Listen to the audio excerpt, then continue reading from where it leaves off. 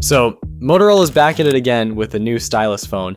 Yep, the Moto G Stylus 2025. And get this, they finally dropped the 5G from the name. Took them long enough, right? At this point, pretty much every phone has 5G baked in. No need to keep advertising it like it's a bonus feature from the future. Now, about the colors, you're gonna laugh. It comes in two options, blue and bluer. No joke, just two different shades of blue. One's called Gibraltar Sea, which is a deep, dark navy vibe. The other's Surf the Web, a punchier, brighter blue. That's it. No crazy colorways. At least the back has this faux leather texture going on. Let's talk upgrades. The display is still a 6.7-inch OLED with that buttery 120Hz refresh rate, but now it's crisper at 2712 by 1220 pixels resolution and gets insanely bright, 3000 nits. You'll actually be able to see your screen outside without cranking the brightness to max and squinting. Another big win, it's fully IP68 rated now, so yeah, it can actually survive getting dunked in water, not just a light drizzle. Plus, it's rocking military-grade durability. That's not something you see often in this price range. Oh, and somehow the headphone jack lives on. Motorola is keeping that relic around for the wired audio fans. Respect.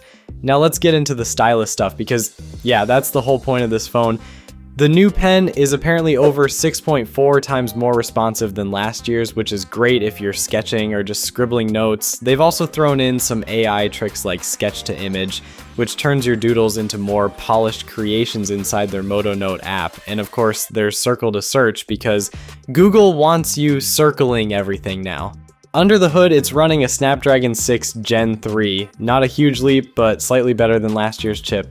You still get 8 gigs RAM and up to 256 gigs of storage with RAM boost to virtually expand memory when needed. Just keep expectations realistic. It's not out here competing with flagship phones.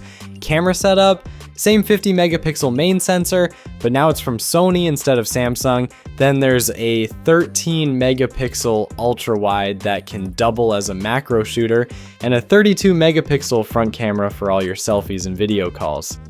AI is working behind the scenes to tweak and tune your photos, of course, because every phone has to say AI at least 3 times these days. Battery life stays solid with the usual 5000 milliamp hour cell, but now we're getting 68 watt fast wired charging and 15 watt wireless charging. Just don't forget, the charger is sold separately, naturally. Out of the box, you're getting Android 15, which is cool, but let's be real, Moto's not exactly famous for speedy updates. So fingers crossed on that one.